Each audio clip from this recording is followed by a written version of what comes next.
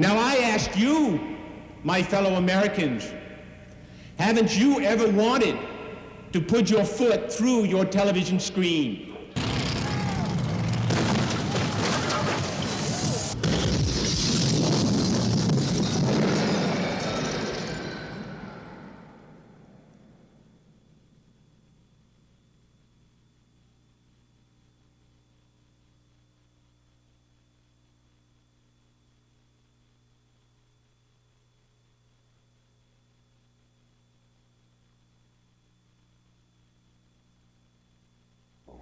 I call myself a gold prospector, and here's the analogy.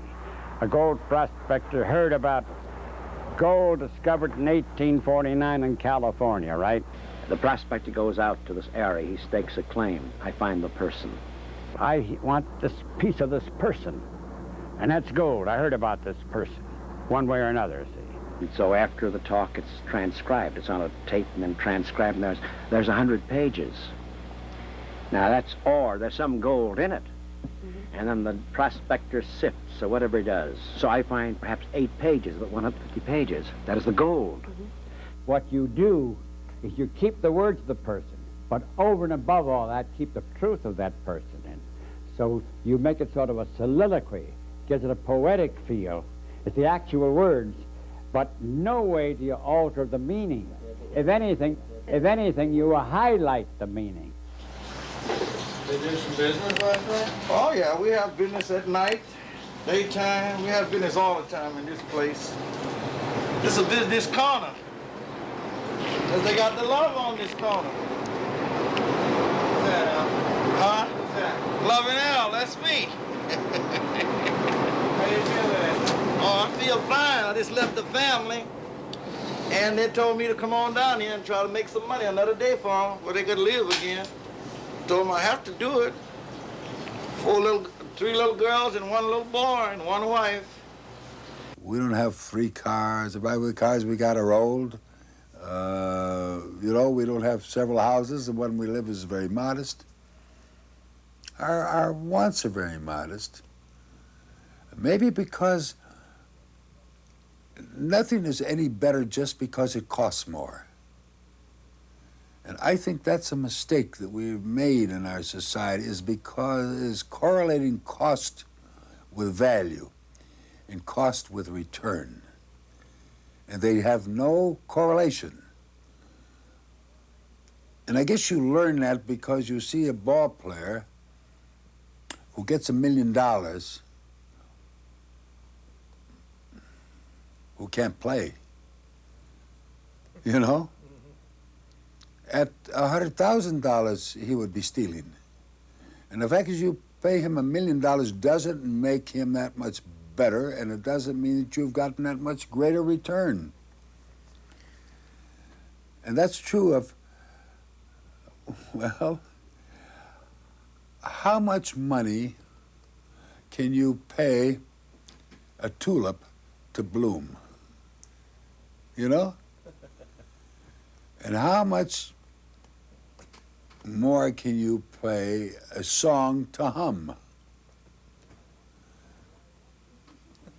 So I wonder what relationship money has to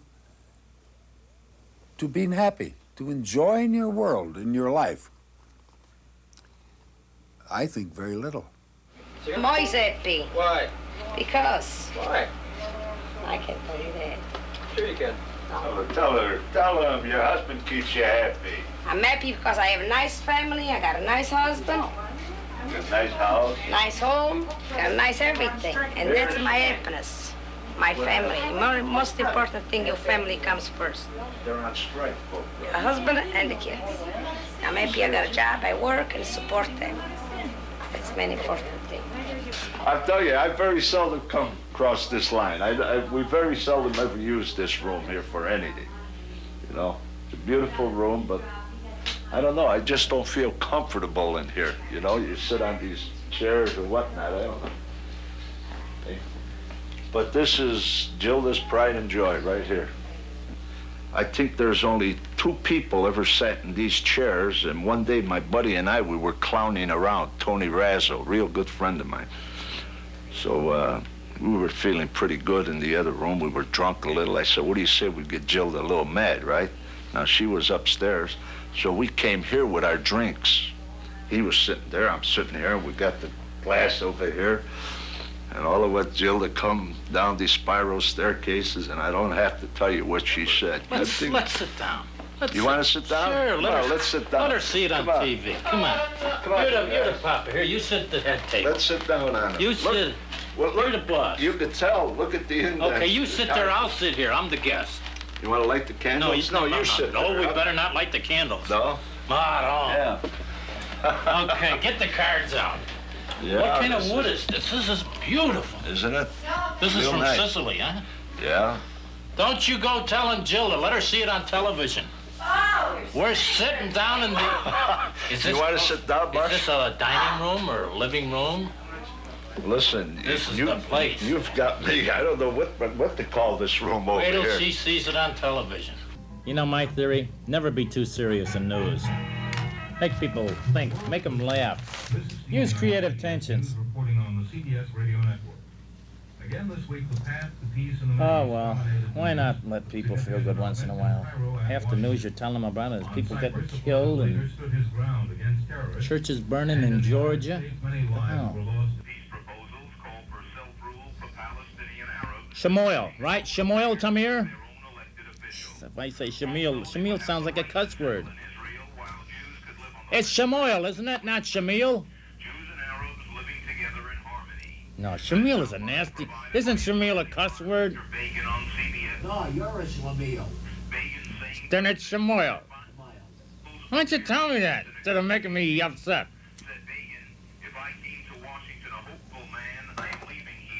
I need bubble gum. My nerves are at a... WBBM News Time, 12:40. Shemuel Tamir, Israeli Minister of Justice, was honored in Chicago last night by the Weizmann Science Institute at a dinner in the grand ballroom of the Conrad Hilton Hotel. WBBM newsman Keith Brumry talked with him. Shamil, he calls him. He called him Shamil. Now, he called him Shamil. He called him Shamil, not me. He called him Shamil. Did you hear that? Shamil. My God, wait till they play that in drive time. Hey, what do you say? Nixon, Nixon all the way. Hey, what do you say? Nixon now, Nixon now, Nixon now, Nixon now, Nixon now, Nixon now, Nixon now, Nixon now, Nixon now.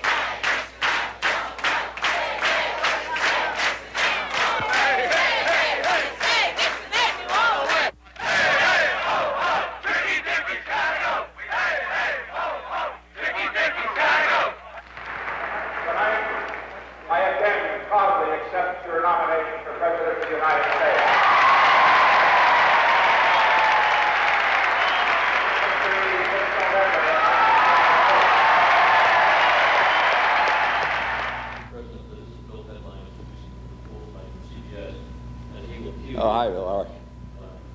Yeah, I know. Have you got an extra camera in case the lights go out? Where? Who'd you get it from? Is that an NBC? This is the camera. This is the Yeah. primary Yeah. camera. Oh, you want a level, don't you? Yes, yes. Good evening.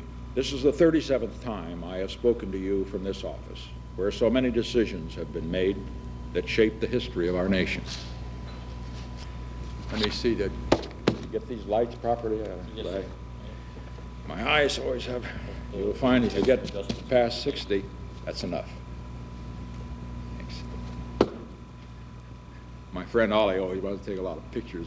I'm afraid he'll catch me picking my nose. He wouldn't print that, would you, though, Ollie? Yeah. Now, you can take a long shot, but that's enough right now. Good evening. This is the 37th time I have spoken to you from this office, where so many decisions have been made that shape the history of this nation. I have never been a quitter. To leave office before my term is completed is abhorrent to every instinct in my body. But as president, I must put the interests of America first. I got a call from President Johnson telling me that he had authorized the dollars for the median strip surface line out to Jefferson. And I was really excited about that. This is fantastic. And I remember him saying, "Yeah, you get this on the northwest side." I says, "On the Kennedy." And Lyndon Johnson said, "Absolutely, that's where it's going to go." So I called Dick Daley, and I excited. I says, "Geez, you know, it's fantastic. We're going to have the surface transportation out to Jefferson Park on the Kennedy." And he said, "Really?" I said, "Yeah." He said, "The Kennedy, really?" I said, "Yeah." Oh, so about 20 minutes later, I get a call from Lyndon Johnson. Lyndon Johnson says to me, "Dan, you know, I told you about that money for that highway in Chicago. I made a mistake. It's the Dan Ryan." I said, "The Dan Ryan? What do you know about the Dan Ryan?" He said, "Well, I made a mistake. It's the median strip extension for the surface lines is going to be on the Dan Ryan." I said, "Oh, really? Is that a fact?" He says, "Yeah." So I called Dick Daley back. I says, "You just talked to Lyndon Johnson." "Oh, no, Dan. No. It was just a mistake." Well, what Daley wanted naturally is he wanted that extension out the Ryan so that it went out to 35th Street as opposed to Kennedy. So the fact of the matter is that we got our money, but it took about 2 more years. Of course, you have to understand this, Vito, but the politicians, people have that impression that they're lying anyway, whether you're telling the truth or not. Wait a minute. You don't put all the eggs in one basket. Just a minute. I don't give a damn who lies, who tells the truth. I know, but I'm people talking think about facts and figures that exist about myself since I came in this country. And I went to school 9 months. And I work every day, and I learned the machinist trade on my own. And I went in politics on my own. And I made a buck on the side, and I split with Uncle Sam, the record shows. And then you don't look at the family background, how I existed in this country for 68 years without a mother and father? Why, that's ridiculous. I think a lot of these fellas born and raised with a silver spoon in their mouth, their kids are full of dope, and they're a bunch of bums themselves. Don't tell me any stuff like that. I know what I'm talking about. And that's the kind of people you got to pay attention to. And then somebody get on television, yap, and I'm Len O'Connor. We never get a chance to do what all the, while we were our young age, like most of the young little white kids, they grow up, their mother can send them to school, or they can take up gymnastics, use all the apparatus, or go to swimming, so they can take up ballet. They can have something to do. They have money to do that. We don't have money to do that. That's why, we can do the stuff that they do. They do it a little bit better because they have more training, better training, more practice, more equipment, just a little bit more than what we had. And we had what they had, we'd be equal. But we can't be equal without nothing to help us out. Go ahead, you got it.